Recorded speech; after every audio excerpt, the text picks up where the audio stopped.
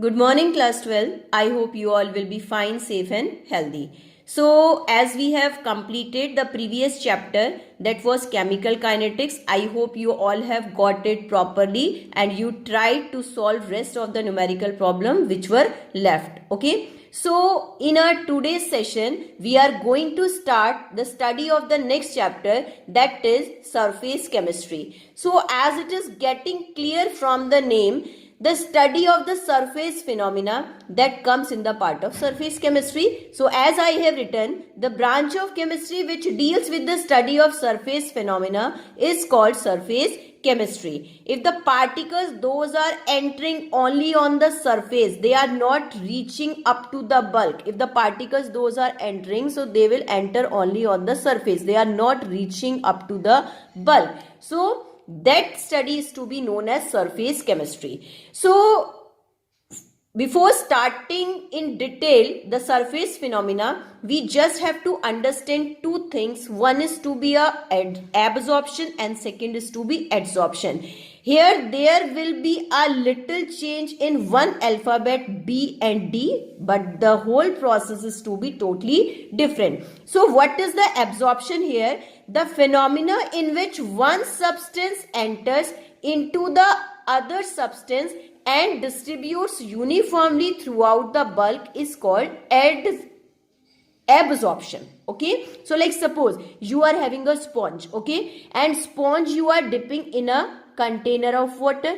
Okay, so that is containing the water. Sponge shape, suppose it is in the smaller, that you know that sponge, it has lot of holes on its surface. When you will dip in it, then what will happen? Then the sponge that will swell up. Okay, then the water particle that starts to enter in the sponge and finally they reaches up to the bulk. Okay, then uniformly distributed, it doesn't happen on at one side the large amount of particles are accumulating and on another side less amount of particles are accumulating. On the whole bulk, the particle entry is completely distributed, so that phenomena is to be known as absorption. Okay, but the next topic is to be adsorption. So here, if the particles are only getting entered on the surface, that I have written the phenomena of accumulating the substance on the surface of solid, that the surfaces can be different, that may be of solid or liquid. Okay, so if they are entering only on the surface of solid or the liquid is called adsorption. So I'm giving you the one example. Suppose as we take bath, we bath, then what happens? Then the water particle that only enters only on our skin, they only moisten our skin, they actually doesn't enter inside the body, they are not reaching up to the bulk. So bathing, it's become a phenomena of adsorption. Okay, now I'm giving you the one more example. Suppose you are having a chalk which is white in color and you are dipping in blue color ink, then what will happen? The surface of chalk, it starts to get darkened and it turns into black. But whenever you will break the chalk, then you will observe that its inner part that remains white and the outer part it looks blue and inner part it looks white. Okay, so it means the entry of blue ink, it is taking place only on the surface. Okay, not completely into the bulk. So that phenomena is to be known as adsorption. Let me give you the one more example.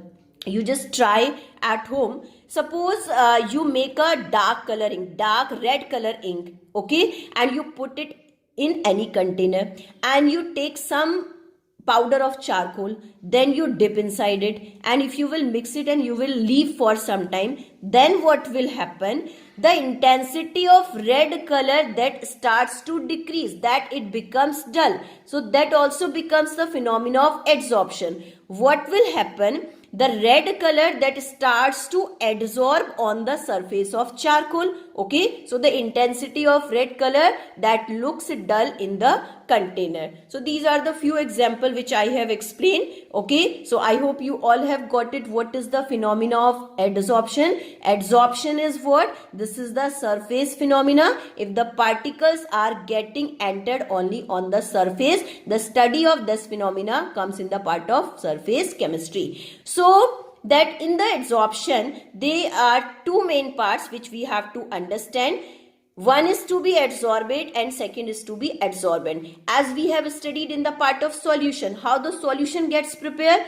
By dissolving solute into the solvent. Solute always lets that always be in the lesser amount and solvent that always be in the larger amount. So in the same way, adsorption can be explained in two factors. One is to be adsorbate and second is to be adsorbent. Most probably adsorbate that present in the lesser amount and that present in the larger amount. Okay, so here you have to understand, which I have written, the substance get adsorbed on the surface of solid or liquid.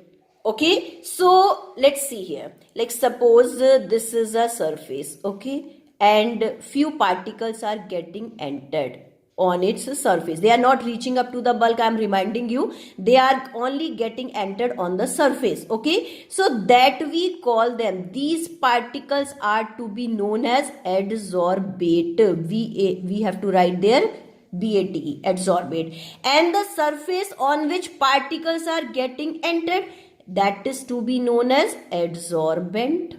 Okay, so I think you all have got it. The substance which get accumulate or which gets adsorbed on the surface, we call them, these are adsorbate, and the surface on which the accumulation or entry of particle is taking place, that we call it adsorbent. So adsorbent most probably will be the surface and adsorbate are the entering particle which enters on the surface. Okay, now let's come on the next part. Enthalpy of adsorption, which you have to understand. The amount of heat evolved when 1 mole of adsorbate adsorb on the surface of adsorbent. Okay, here I am just explaining. Whenever the adsorbate starts to enter on the surface of adsorbent, okay, then in that case few amount of energy will evolve. Okay, and that is to be known as delta H, and already I have taught you the evolving energy is to be denoted by the negative sign. So that we call it, this is enthalpy of adsorption. So here I have written, when the 1 mole of adsorbate enters or absorb on the surface of adsorbent, the amount of energy which is evolved, that we call it, this is enthalpy of adsorption, and this is to be denoted by negative sign only. Okay, I think you all have got it. Now next part which we have to understand, this is the spontaneity of adsorption. What is the spontaneity? Spontaneity, you know that the process which continuously takes place itself. Okay, so how the process of adsorption that takes place continuously? So here I have written there the few points that will help you to understand. If free energy change during adsorption is negative, I mean to say if the value of delta G, if it is to be negative, then the process of adsorption is spontaneous. This is the first point. Okay. Now, during adsorption, delta H factors support the adsorption. That recently I have explained. Delta H energy will evolve when adsorbate will adsorb on the surface of adsorbent. Okay. But delta S factor opposes the adsorption. What is delta S? Delta S is entropy here. And what is entropy? This is the randomness of measurement of the randomness of the particle. If the particles, they will move randomly. Okay. Up, down. Okay. So how they will adsorb on the surface of or of any surface of adsorbent, simply you can say. Okay. So delta S opposes the factor of delta H, but in the phenomena of adsorption, most probably the delta H value will be more dominant than the phenomena of adsorption takes place. So here I have written delta G will be negative. It should be negative. Delta H will be negative also, but its value will be more dominant than delta S. Okay, then the adsorption takes place. If the value of delta S will be greater than, then the particle, they will spread. Okay, then they will not enter on the surface. So delta H will be negative. So as I have written, delta H is equals to greater than T delta S.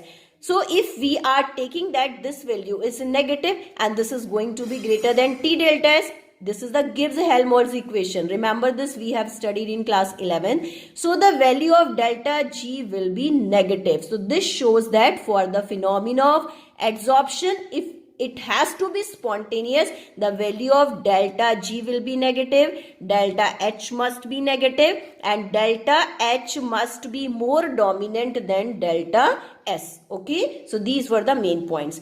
Let's come on the few more things which I have written for you that we have to understand. Desorption. Desorption is what? The process of removing an adsorbed substance from the surface. Suppose the particles already which have entered and now we are using any process to remove back. Okay, so that phenomena is to be known as desorption. It means we are making separate adsorbate from the adsorbent. This phenomena is to be desorption. Now the next is to be sorption. Sorption, this is the combination of adsorption and absorption. Suppose I am just explaining the phenomena of absorption. Will it possible the absorption alone take place without adsorption? No, it's not possible.